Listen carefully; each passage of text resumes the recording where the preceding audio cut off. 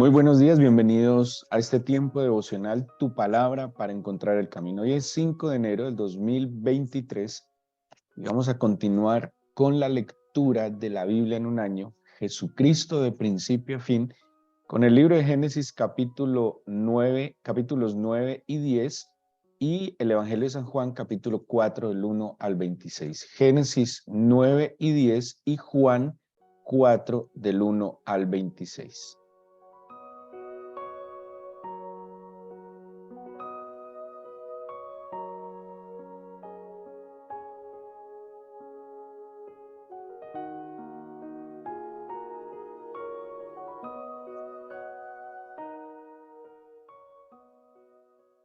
En la elaboración de esta guía devocional del año 2023, pues los que ya tienen su folleto y han tenido la oportunidad de ver cada mes cómo se ha estructurado, en este inicio de año, en el mes de enero, hemos llamado algo así en la lectura como el principio.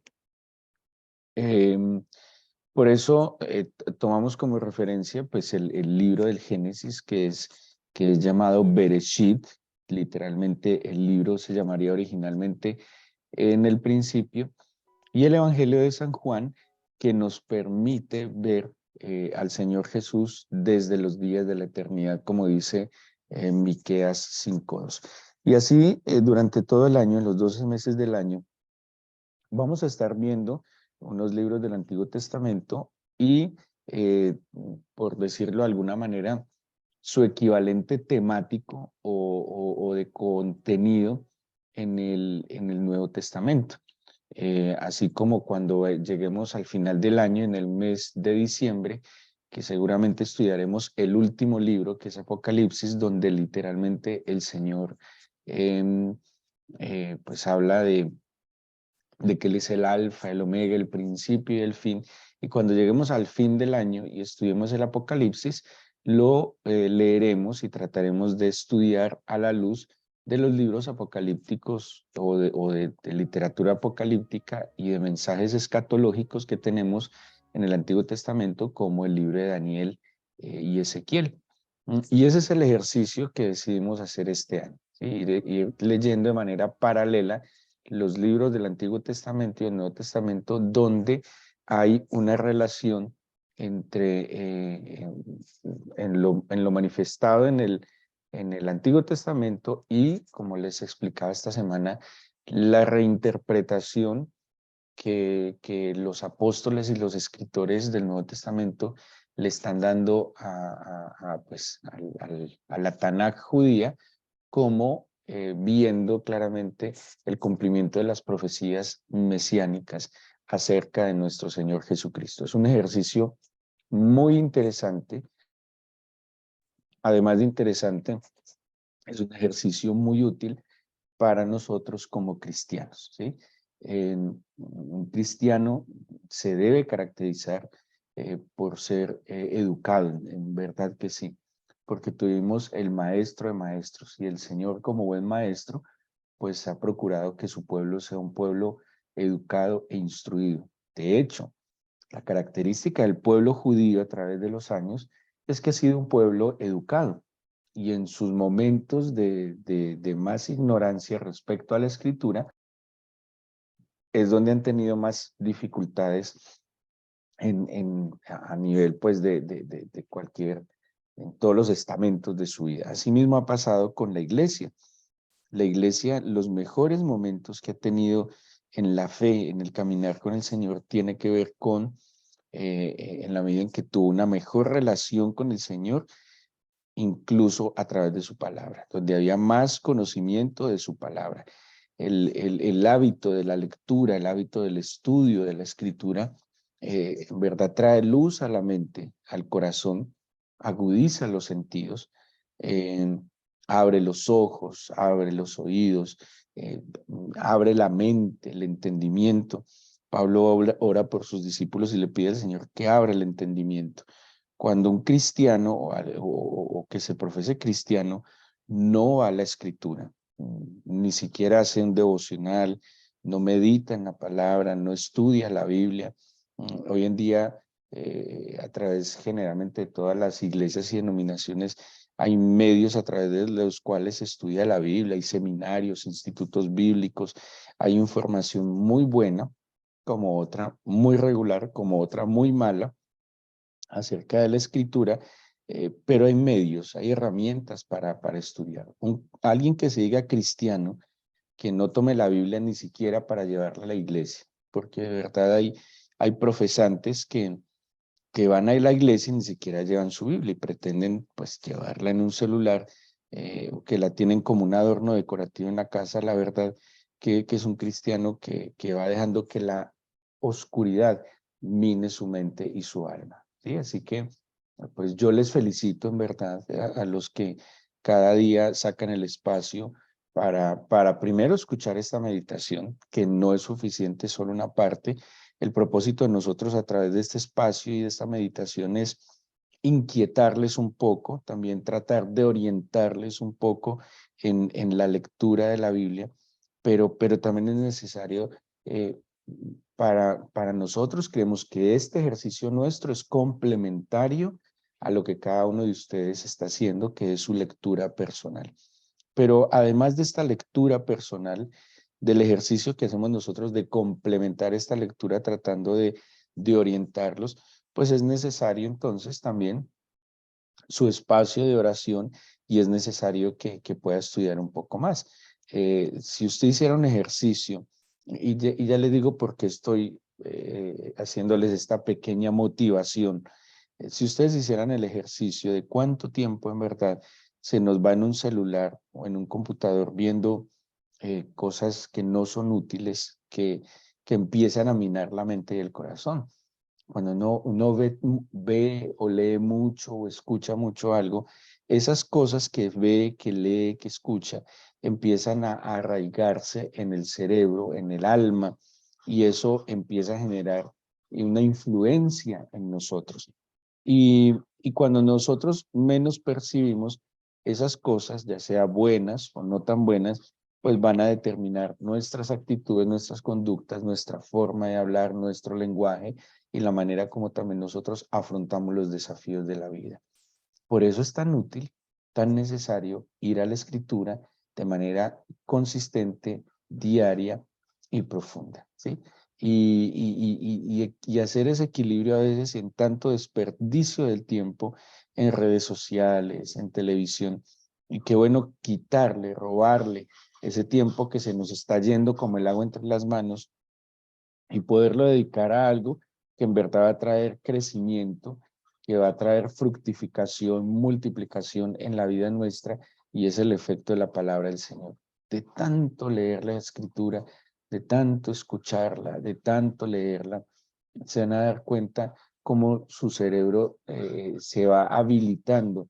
Y como dice Pablo cuando le escribe a los Corintios, en verdad nosotros tenemos la mente de Dios, ¿sí?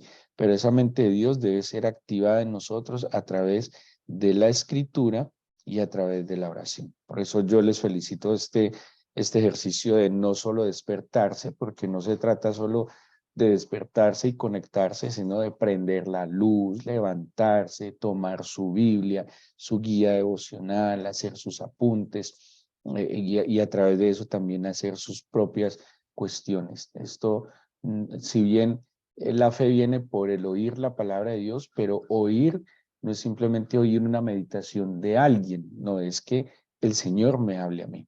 Ahí es donde la fe se activa, ahí es donde la fe se fortalece cuando yo experimento que el Señor me habla, que esa palabra es viva, eficaz para mí. Así que este ejercicio es, además de útil, muy necesario, y tenga confianza que si usted lo está haciendo a conciencia, y tenga confianza que si usted lo está haciendo con determinación, con disciplina, así usted diga hoy que casi no entiende, que lo que en la mañana escucha por la tarde se le olvida, no se preocupe.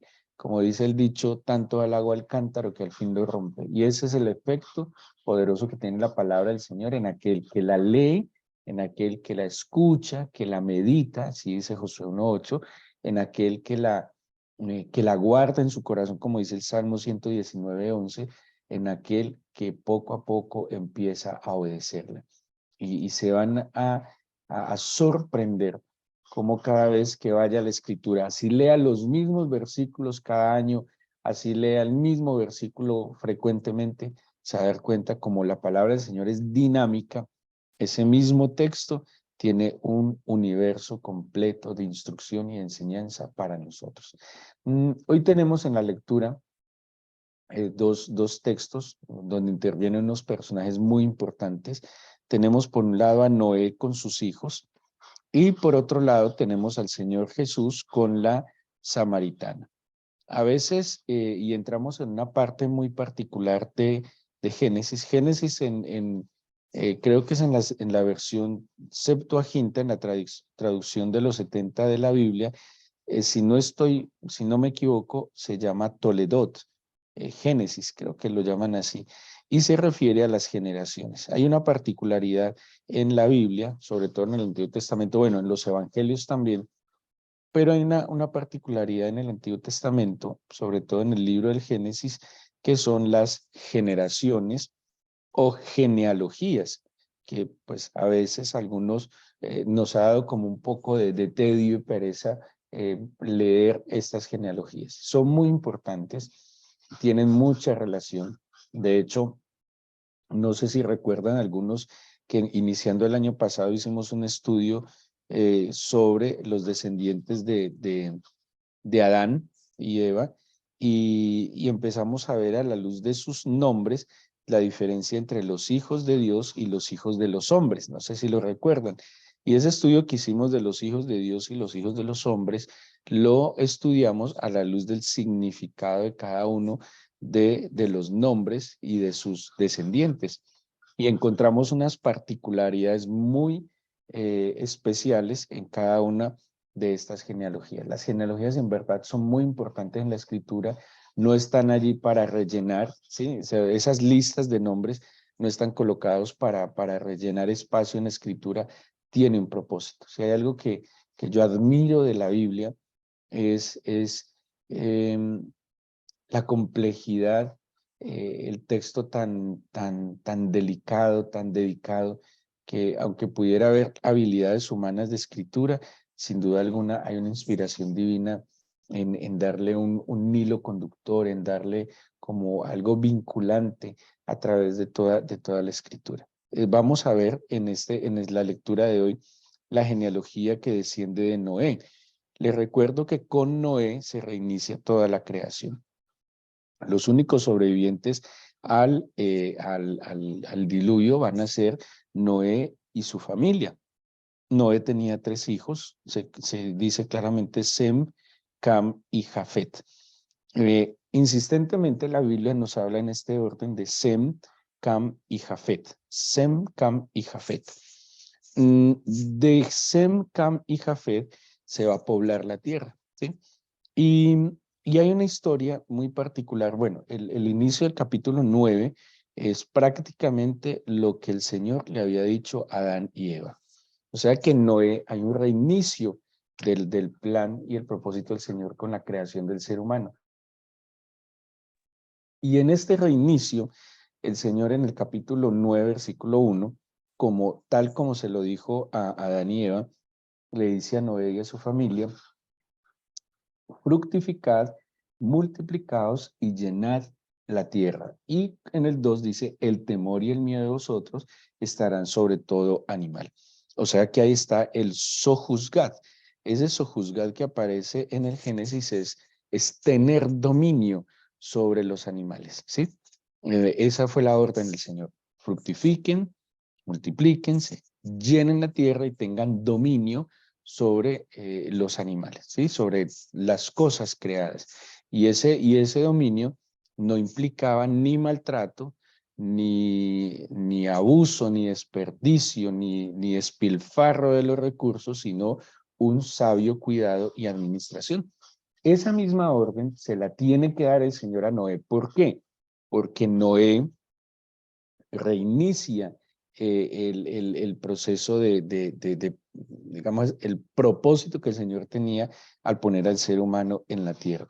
En esta misma bendición, que también es como la renovación de ese pacto, el Señor le vuelve a dar a Noé unas instrucciones muy similares sobre el cuidado y sobre lo que él debía hacer. Le dice, coma, disfrute, le pone una condición muy importante que personalmente me ha llevado a estudiar y a reevaluar algunos hábitos alimenticios, pero claramente dice que no comerá el animal con la sangre y que no comerá la sangre de los animales. Eso estuve leyendo, releyendo, estudiando y pues me ha hecho cuestionar algunos hábitos alimenticios.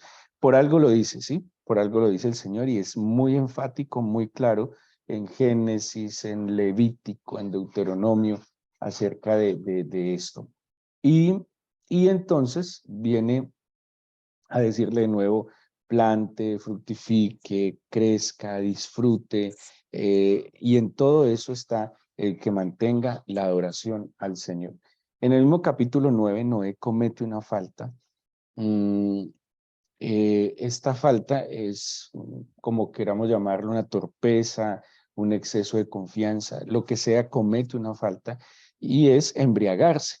Mm, según lo que nos deja ver la Biblia tal cual, Noé de su embriaguez está tirado en el suelo, está desnudo, llega su hijo, su hijo Cam, pero aquí hay una singularidad, hay algo muy particular, porque dice, cuando aparece Cam, lo vincula directamente con Canaán, ¿sí? Dice, Cam, padre de Canaán, en el versículo 18, perdón, dice, Cam es el padre de Canaán, y empieza a hacer un énfasis en este personaje, ¿sí?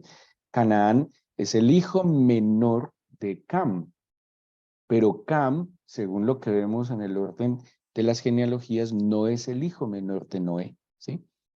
Cam es el hijo del medio. El hijo menor sería Jafet.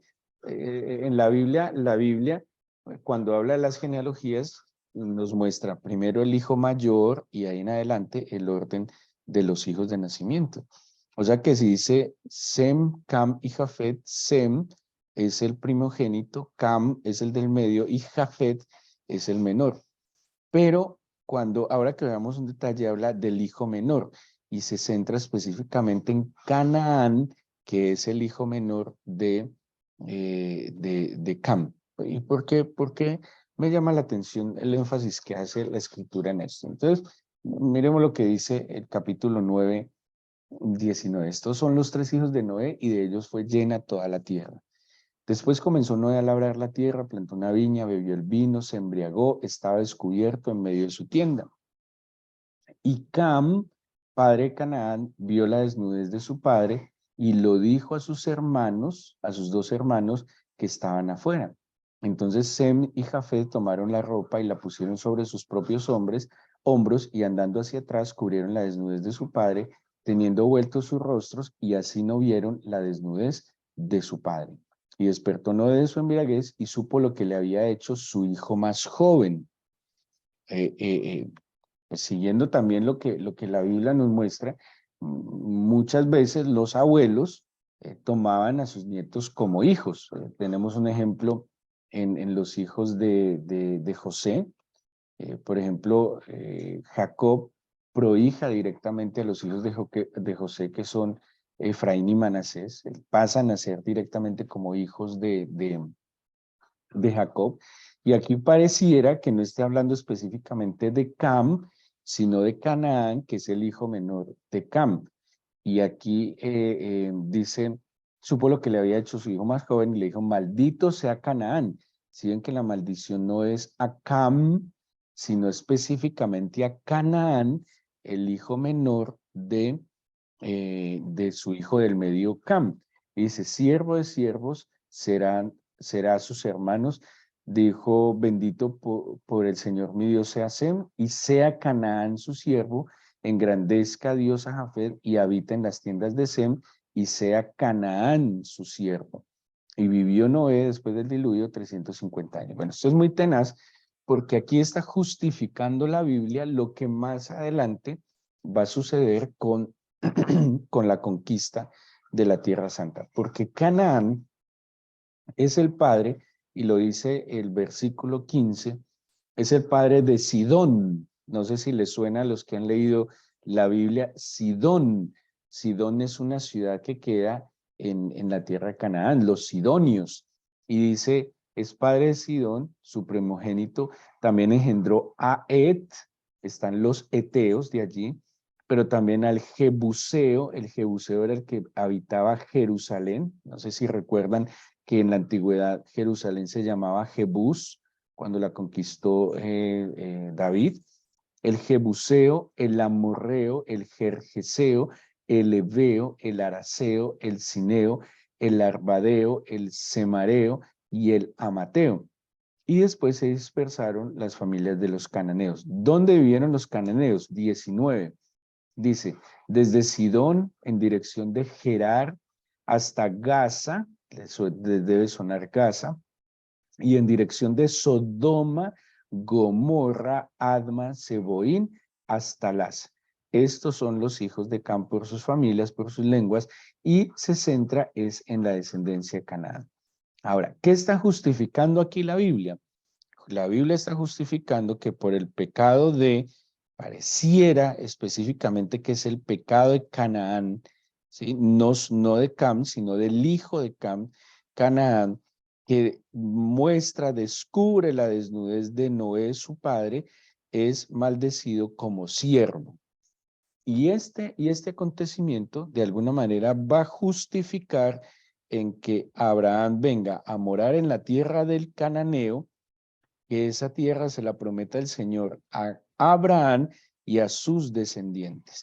De alguna manera, con esto es justificado, así lo veo yo, la conquista de la tierra de estos pueblos, que no solo es porque haya cometido esta falta su ancestro, es que también su comportamiento de allí en adelante, ellos tuvieron unas prácticas religiosas paganas, eso lo sabemos, como el sacrificio de los hijos y bueno, y otra cantidad de situaciones. Aquí tenemos entonces cómo en estos dos capítulos se nos muestra el origen de la humanidad, o sea que no son capítulos que deberíamos pasar por alto, son muy importantes.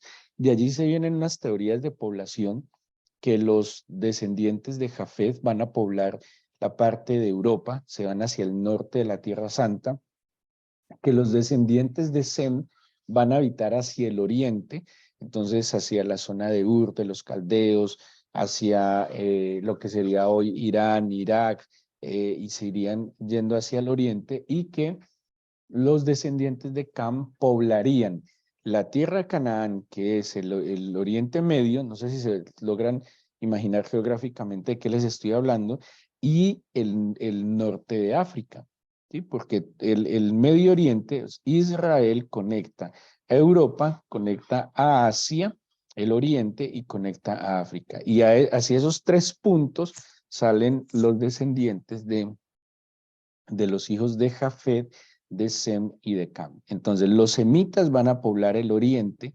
los descendientes de Jafet hacia el norte, hacia Europa, y los descendientes de Cam van a estar hacia el occidente. Bueno, partiendo de lo que hoy se conoce como Oriente Medio, pero poblarán hacia el occidente. Mañana que leamos lo de la Torre de Babel, veremos otro fenómeno que ocurre que va a ser fundamental en la población del mundo, ¿sí? ¿Por qué el mundo termina poblándose bajo este evento conocido como la Torre de Babel?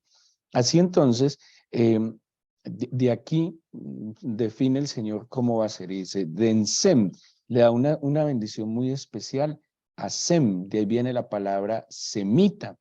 Los semitas son digámoslo así, una familia de donde se va a desprender el pueblo tanto judío como el pueblo árabe. Y esto en algún momento lo podremos ver y bueno, seguramente ahí también van a venir, si poblaron hasta el oriente, de ahí va a venir el pueblo hindú, seguramente, y más allá, ¿sí? Pero muy importante que de aquí va a venir tanto el pueblo judío como el pueblo árabe. Los egipcios, por ejemplo, vendrían descendientes de Cam, que van a poblar hacia el norte de África.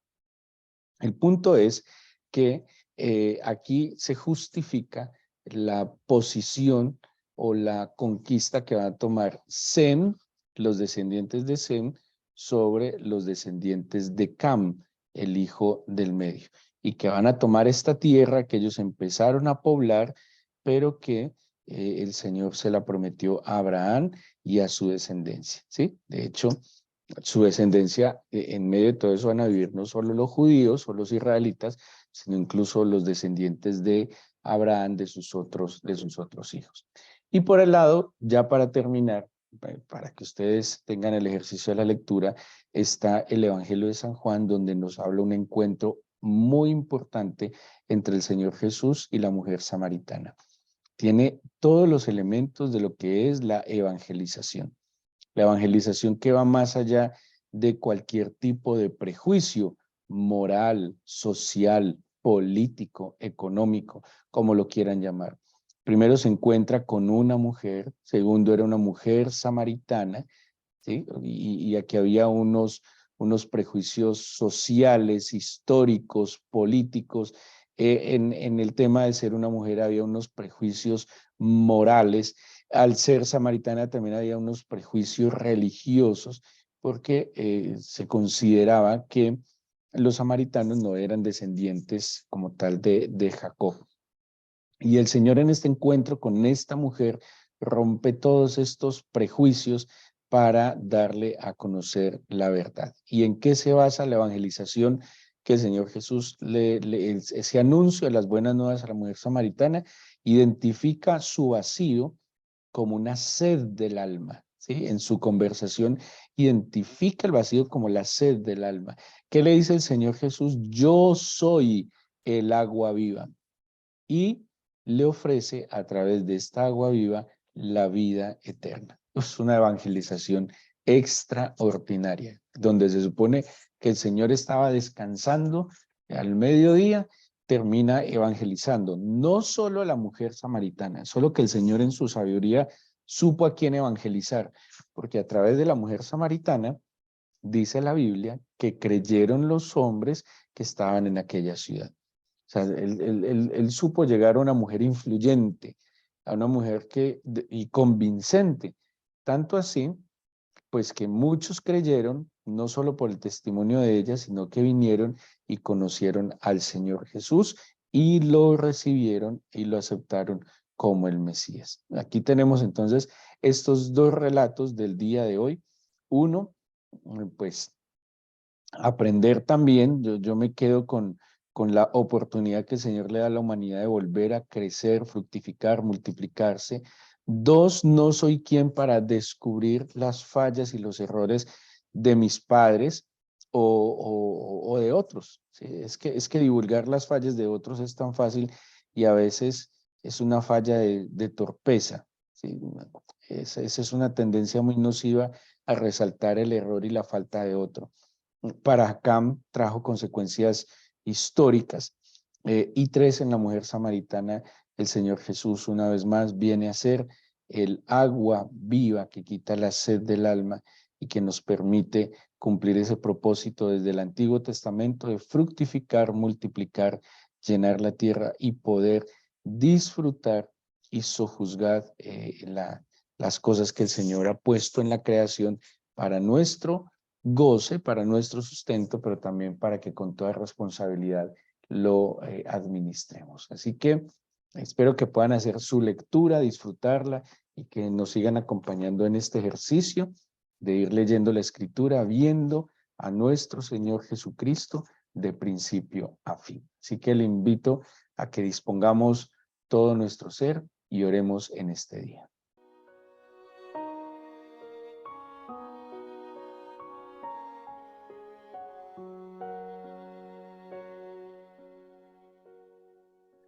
Señor, te damos muchísimas gracias por despertar nuestro espíritu, nuestra alma y aún nuestro cuerpo para seguir en esta disciplina, en este hábito saludable, no solo levantarse temprano, sino de buscar tu palabra. Tu palabra no solo es sanidad, tu palabra no solo es restauración, tu palabra es un antídoto definitivamente contra tanta mentira, engaño y basura que abundan en el mundo de hoy. Tu palabra sí marca la diferencia, se nota el que va a tu palabra, se nota la influencia de tu palabra en las personas, se nota el efecto sobrenatural de tu palabra. Tu palabra es luz, tu palabra ilumina, Señor. Tu palabra, como le dice el Salmo 19, da sabiduría al sencillo, ilumina los ojos. En verdad es un manantial dulce a nuestra boca. Y te damos gracias por esta decisión que hemos podido tomar con sensatez de ir cada día a la Escritura y esperar que a través de ella nos hables, nos dirijas. Es una manera de encomendarte nuestro camino. Es una manera de decirte que confiamos en ti. Hoy te pedimos que tu palabra esté presente en nuestra mente, corazón, en nuestros pensamientos, en nuestras decisiones.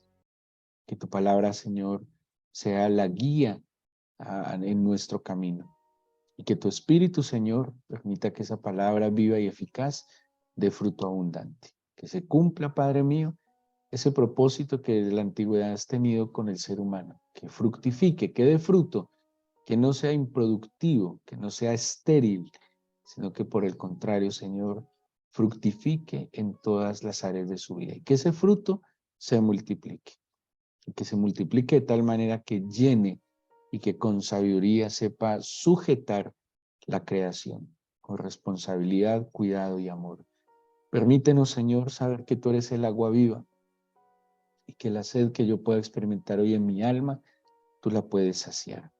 Bendice, Padre mío, a cada uno de tus hijos, a los que escuchan esta meditación, y te suplico que inquietes sus corazones y mentes, los atraigas a ti, que así como el mundo y lo que la sociedad nos ofrece tiende a seducir nuestros sentidos, amado, que tu poder, tu amor sea mucho más fuerte, que esas cuerdas de amor sean mucho más fuertes y que podamos experimentar esa hambre y sed de ti. Extiende tu mano de bendición sobre tu pueblo. Te lo pido, amado, en el nombre de Jesús. Amén.